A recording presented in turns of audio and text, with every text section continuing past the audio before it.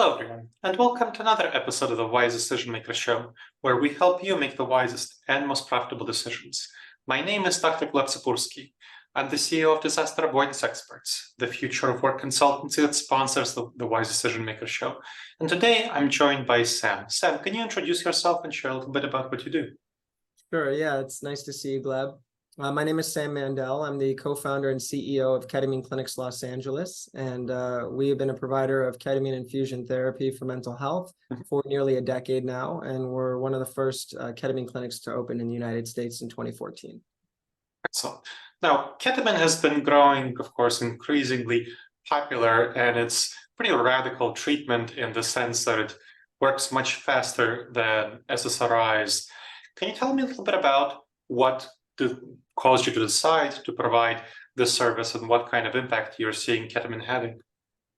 Yeah, so the field of mental health in the US has really been stagnant for, about 50 years now, and there has not been a lot of innovation. Many of the drugs that are prescribed, prescription antidepressants and mood stabilizers, antipsychotics, and other classifications of medication have really been within each class more or less copycats of one another with only minor changes. And they have not worked particularly well. They are important. They do help people. They are a tool in the toolbox. But the mental health crisis has continued to spiral out of control, with depression now being the leading cause of disability in the United States, and actually the leading cause worldwide. Anxiety skyrocketing. All these numbers have been going up substantially, even pre-pandemic. The suicide rate has exploded and continues to grow every single year, and it has pretty exponentially now for about 20 years. And so these solutions are not meeting the need of what's going on for people. So when we first learned of the early research in the early 2000s on utilizing ketamine for mental health, we got very excited because all of the results were really overwhelmingly positive in producing relief for patients more reliably, more quickly, better quality relief, and safer with fewer side effects than any of the other conventional treatments. And that's with IV infusions of ketamine. And so lots of our friends and family have suffered from mental health challenges. We've lost too many people to suicide, including this year. And it is a personal quest for us, a passion of ours. And so that's why we are here today. Excellent.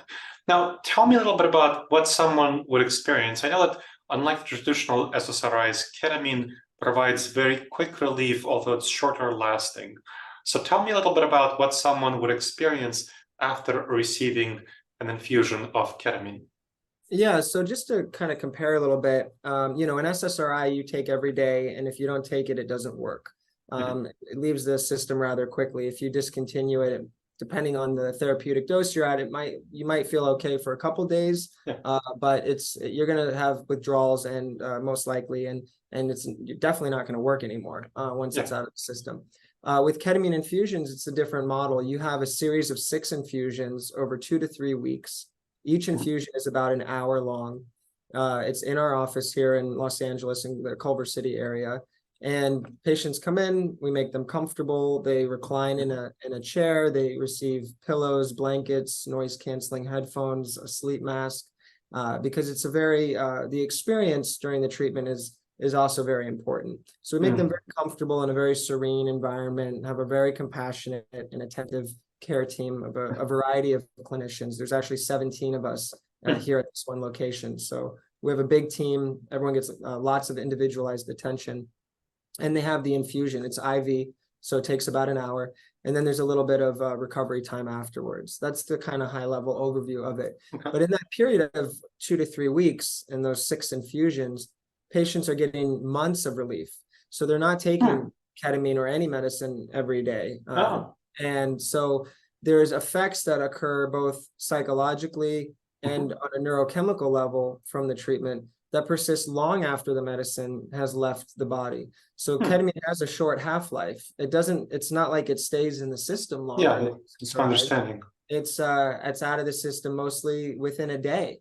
But it's meaningful changes that it causes during the infusion process that are actually long-lasting.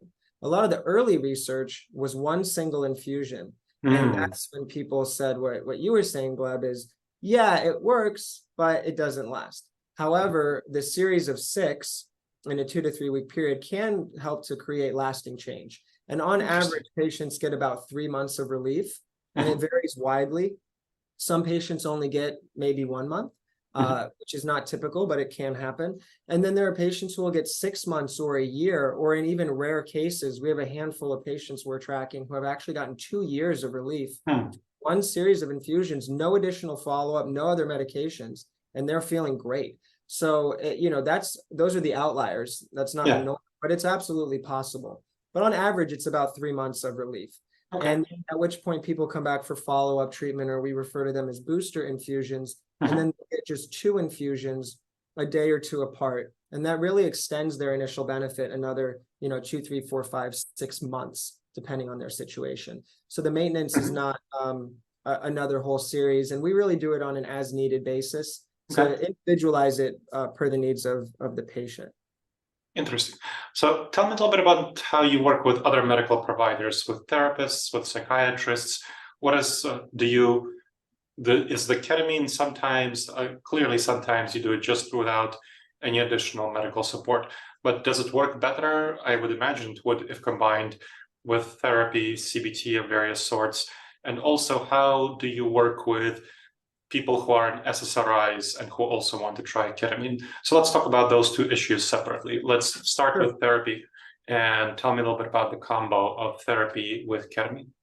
Sure. Yeah. So there's a number of different approaches around this. We're big advocates of talk therapy. Mhm. The doses we're using to provide the most transformation for people during the infusion are not really conducive to talk therapy during it. Sure. There are some providers who are doing lower dose treatments and actually doing ketamine assisted psychotherapy, or CAP. Mhm. The patient is actually in a psychotherapy session while they're under the influence of the medicine.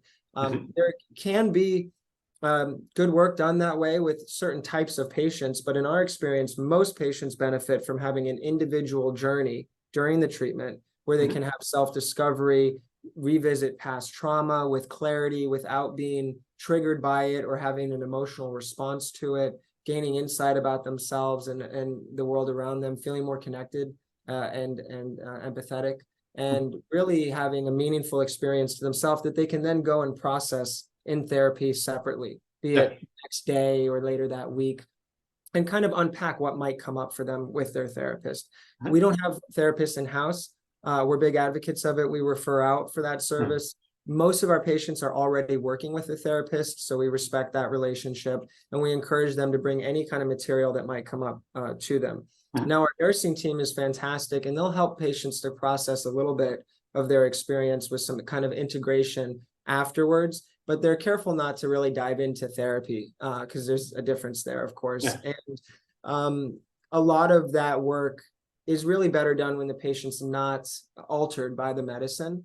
Mhm. So we will encourage them to journal. If they share some insights, we'll encourage them to make sure that those things are brought up with their therapist, or we refer them to someone for that. Now, we have a pretty diverse group of clinicians. We have 2 psychiatrists, a psychiatric nurse practitioner, and then a team of 4 registered nurses. And so there's a nice variety of backgrounds and perspectives that the patient benefits from during their time here. And then we have an entire administrative team as well, but they're obviously not involved in the direct patient care. And so we will probably incorporate psychotherapy in-house at some point, but we haven't really had a need. And also there's just, when you have a community that you can refer out to, you can really find the right type of provider for that patient's unique needs in a way that would be very hard to do in-house. Because if they want a man or a woman or Mhm. CBT or DBT or someone who specializes in trauma or someone who specializes in, marriage and family therapy, or, there's so many different things that people need to really Sure. do meaningful work. It's better, up until now, at least, it's been better for us to connect them with the right individual with a larger network of individuals. So that's kind of our approach with that. Other treatments, it can be coupled with it. Most people are still taking some sort of a prescription medication, Mhm. an SSRI or antidepressant, or they Yeah. might be taking anti-anxiety medications. There's no contraindications there. It's totally Mhm. fine for patients to continue taking their meds as prescribed during the treatments. A lot of patients do come to us wanting to reduce or eliminate meds because they produce negative side effects. Oh, sure, yeah, that They're makes not sense. working. And a lot of people end up on these meds for life, and they just take them every day because they don't know what else to do. And they figure, well, I'm not feeling good, but maybe I'd be worse without it. And they just go, and it's so normalized, for everyone to take pills every day in the United States that it's just what they do. We really feel that if medicine isn't actually providing you with a meaningful change, meaningful improvement, and especially if it has negative side effects, you should probably get off of it. And so we have patients who will work with our psychiatrist to do that, or we will encourage them to work with the psychiatrist that they might be seeing, if they're currently seeing someone, to consider doing that for them. A lot of patients are actually prescribed by, family physicians, internists. They actually write more antidepressant scripts than psychiatrists do. So a lot of the time, those doctors don't have the training or background or even the time to give really good psychiatric care. Yeah. So, that's a little bit of an issue. But I don't know if that fully answered your question. That does. So I want to follow up specifically on the medication. Of course, medication can cost quite a bit depending on the kind of medication that people are taking. So I'm curious about your business model. What is the business model for your ketamine clinic? How does it work? Who pays? Tell me a little bit more about that. Sure. So it is cash pay. Ketamine is not covered by insurance at this time, except we do have an agreement with Kaiser SoCal for some of their patients to be referred to us. And that's up to the provider over at Kaiser. Individual providers will determine whether or not they want to refer their patient for treatment.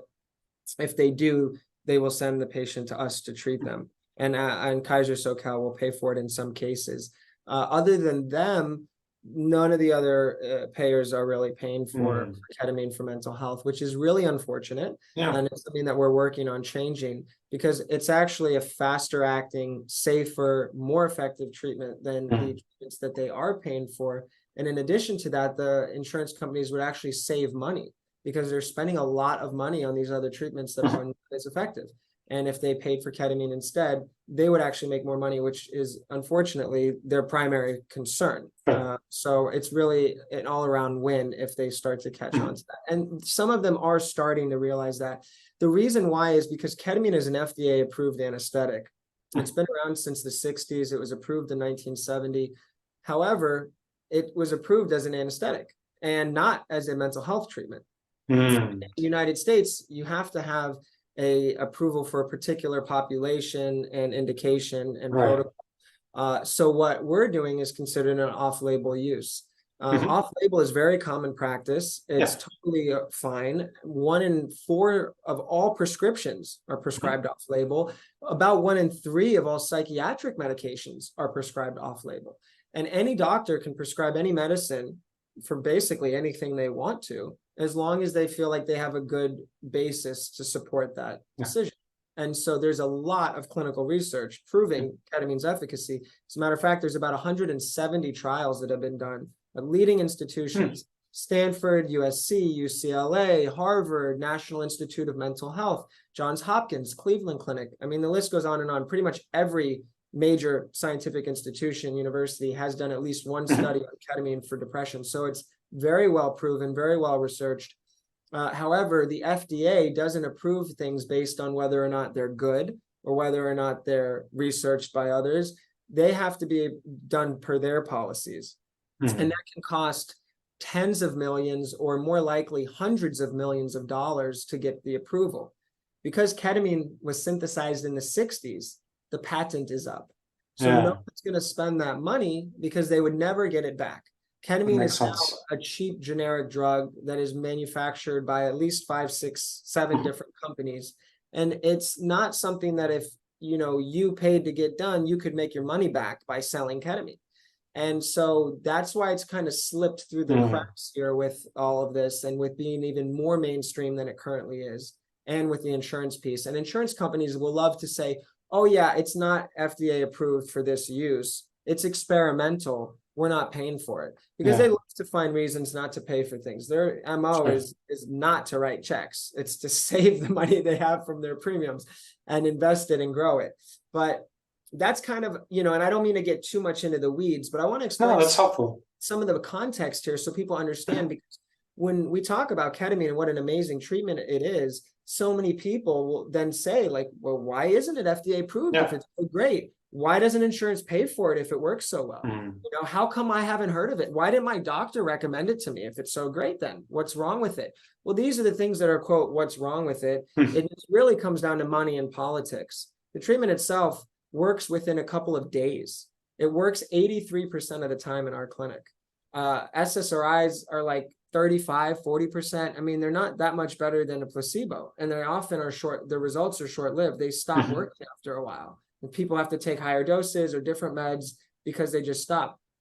Ketamine works in days. It works 83% of the time. It has no side effects, none of the side effects that are long-term that these other meds have, like weight gain, loss of libido, dry mouth, vision, all the common ones that are really problematic with SSRIs. Ketamine has none of them. And the quality of relief is really unmatched. With SSRIs, a lot of people say that they feel like they're able to get out of bed and go to work. They feel maybe like they can get through the day, but they don't have joy. They're not happy.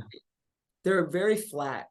The spectrum of their emotions is narrow, and they don't go too low, which is nice, but they don't go very high either. With ketamine, people really get the restoration of pleasure. They really get more compassion for themselves and others. They're energized, they're motivated, they are living life fully again in ways that I'm telling you, people will share they haven't felt like since they were a kid, or they haven't felt that way in 20 years, 30 years. So it is a really restorative treatment. And again, that happens on a neurochemical level with a totally different mechanism of action than these other drugs. It affects the brain in totally different ways. And also on the psychological piece, the experiential component, where people can really process and heal, not just treat symptoms, but really get healing at the root cause of their issues. Excellent. Well, now as we're finishing up, what are your thoughts about how ketamine will be used in the future, and what is the future of ketamine in the US? Yeah, that's a good question. When we first started, we wished there were more people doing this work because there was no one around. I mean, we had people flying in from all over the world to us because there was no one for treatment. I mean, Italy, France, Australia, you name it, all over the country. And we still have some of that, but there's a lot more places closer to where people live now. But now, fast forward 10 years, and instead of wishing it was more widely available, we're wishing that there was more high quality places out there, because there's a lot more people offering it who are really, frankly, don't know quite what they're doing. They might be well-meaning, but they don't really have the skills or the experience or the knowledge to do the treatment well. And then there are people that are exploiting this, and we see this as an opportunity to get in on a rapidly growing industry and to try to make money, and who don't really care about patients. We really don't want people going to either of those places. We really want to see more high quality centers out there. In terms of the future of the treatment, I think it will definitely continue to become more widespread, more widely available. Hopefully with that means more good, high integrity providers offering it. I do think that insurance is going to start covering it more. We have started to see some larger networks considering that, starting to do it. I mean, Kaiser SoCal is a large institution. I heard that Blue Cross in Massachusetts is got a program where they're starting to cover it. I think more and more insurance networks are going to start to see that this is not only an opportunity to really have an impact on human suffering, but it's actually an opportunity for them to save money. And so I think that will really move the needle forward. I don't know if it's ever going to get the FDA approval that it deserves. I would hope that maybe someone philanthropic would be willing to pay for it just for the good of mankind. A Gates Foundation or something like that could go through that process. Maybe the FDA, I don't know the details of how the FDA works, but maybe there's enough other clinical data out there. They might make an exception because this is such a national crisis with, 45,000 people completing suicide every year. And with depression being such a leading cause of disability, maybe there would be some sort of an exemption for short, fast tracking, adding this indication, because again, it's an already approved drug, but adding another indication for it. So ketamine, the anesthetic, is now also ketamine, the antidepressant, right? That's possible. I don't know. And yeah, I think, ketamine really has paved the way for other psychedelic medicines to become mainstream. And so what I think we'll see is not only an increasing accessibility to ketamine, but also the places that are established in doing that will be incorporating other innovations like psilocybin, like MDMA into those practices. And hopefully in the next 5 to 10 years, we'll see a complete, revolution in the way that mental health care is done in the United States. And we're excited to be leading the charge and kind of pioneering that path forward as we have been for 10 years now. So the future looks brighter than yesterday from where we're sitting.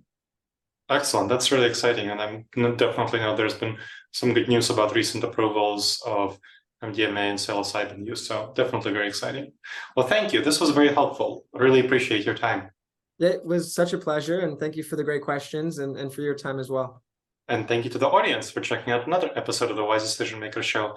Please make sure to subscribe wherever you checked out the show and leave a review. It helps other people discover the show, and it helps us improve the show. All right, everyone. I'll see you in the next episode of the Wise Decision Maker Show. And in the meantime, the wisest and most profitable decisions to you, my friends.